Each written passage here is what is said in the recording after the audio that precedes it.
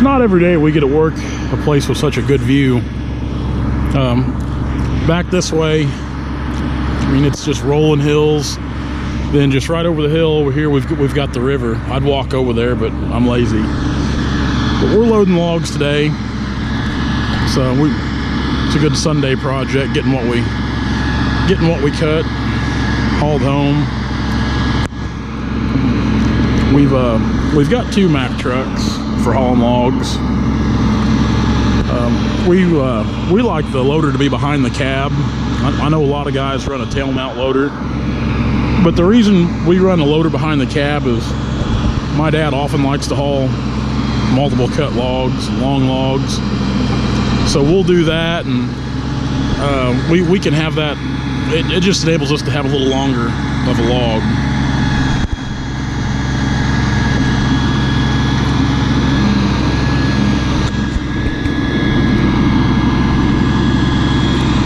Old trucks hauled a lot of logs in this day. The loader's that loader's been on a couple different trucks. That loader's it's archaic. I mean, that thing, that's a Barco 40. My dad's had that loader. We've redone everything on it more than once. I mean, it's a good old loader. It's not super strong, but for hauling walnut, it works out pretty good. It'll pick up about anything we need to haul with it. Sometimes we'll have to put one end of the log on the truck, then pick up the other end with the loader to get it on there, but it works out pretty good.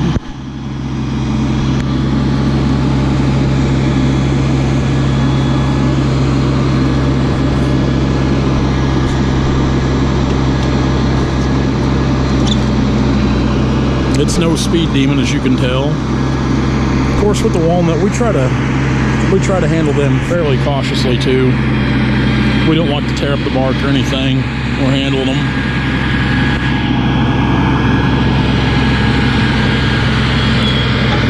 That's been a good old truck. That's I believe that's a 90 model Mack. Man, we like Macks. They're just good old tough logging trucks. That's got the Camelback suspension in it. It's got a 350 Mack motor, that truck does, which I've heard so many things about Macks, about how they rate the horsepower on their trucks. That 350 is strong. I mean, I'll put it this way, I don't think a 350 Cummins would run with that 350 Mack. I don't know what it is about them, but it's a super strong engine. It's a 10-speed transmission, but it gets around really good for what we do. Kind of see what we're loading up here. Got a couple more right here. We're just reaching over the fence and getting them. We didn't want to drag anything out here in this pasture. Here in Southwest Missouri, about everybody, 90% of the farms we cut on, they run cattle. So we try not to destroy too much of the pasture around here, although they've got this grazed down into the dirt, as you can see.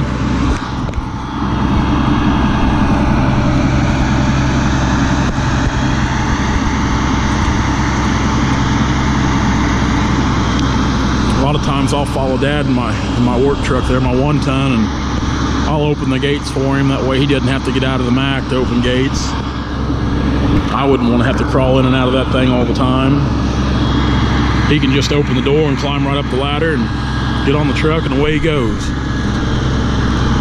I know he hauled in one load yesterday. Well, I was on a different deal. I sold a bunch of oak logs yesterday to one of our buyers, and after that I had to go look at some timber there north of Springfield. So I think he hauled a little jag of walnut here around Stockton, and these are what we cut Friday. If you watch Friday's video,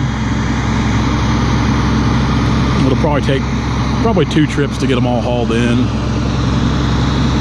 Yeah, they're long. Long logs.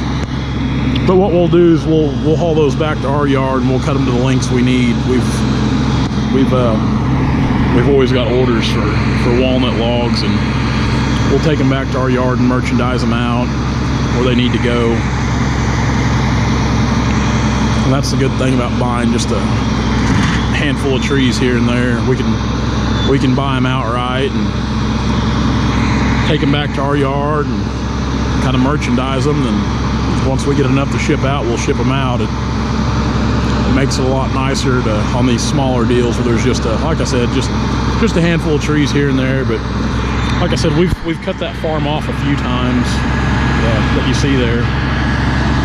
And this farm over here, it's actually the same guy that owns that over there where we're cutting at. He rents this place here, and this is a big place here. This is it actually goes there's a road right over there. It actually goes all the way across that road. Of course, it runs over here down to the river, and there's farm ground right over there, bottom ground where they row crop. This is I used to do a lot of trapping when I was younger, and I used to do a lot of trapping on this farm here. I used to trap coyotes and fox, bobcats, coons. I've been there's several farms around Cedar County, around Stockton. I've just been all over them, not just because of logging, but because, like I said, trapping or coon hunting with Dad when I was younger. I used to do a lot of arrowhead hunting too, so whoop, dropped the camera there. Talking about arrowheads and trapping, and I got excited.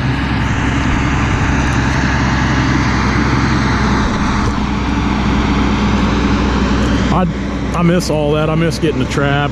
It always seemed like when you're younger, you get all the time in the world to do things, but when you get older, I don't know where your time goes, because I don't have any time to do fun stuff. Seems like all I do anymore is just, if I'm not cutting logs, I'm trying to buy timber, and if I'm not doing that, I'm working on something on the Timber Tracker Network.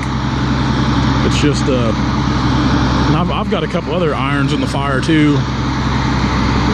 Everything I do is all forestry related somewhere, somehow.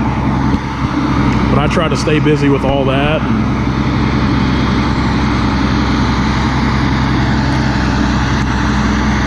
And I know for a while we've had some guys that have been asking about videos of us loading trucks. And like I said, a lot of times there's days where I'm out doing something else, and Dad, you know, he'll sneak away. If he ain't got nothing to do, he'll go haul logs for one of the trucks. And like I said, I'll be selling logs or looking at timber, trying to buy timber. I've got meetings almost every week in Springfield for Timber Tracker. So I'll be doing something like that, and he'll sneak off and haul logs. But he enjoys doing it. He likes to. Ever since I can remember, we've always had a 10-wheeler truck with a loader on it. We used to we hauled a lot of logs into our yard, but we don't haul near as many in the yard as what we used to. Just kind of a change of the times, you know. But let's go back over here. You don't want to see me. Man, you know, I've hauled logs with that truck there a few times myself, and them old stick loaders, or that's the pedestal type, it's got all the levers. Man, those things could be it takes a while to get smooth on them. I've told Dad several times I'd like to find a joystick loader for him, like a Prentice 120 or Serco, something with joystick or wobble stick, whatever they call it. But there's times he thinks it's a good idea, and there's times he kind of scraps the idea. So he's gonna pull up here so we can reach the rest of these.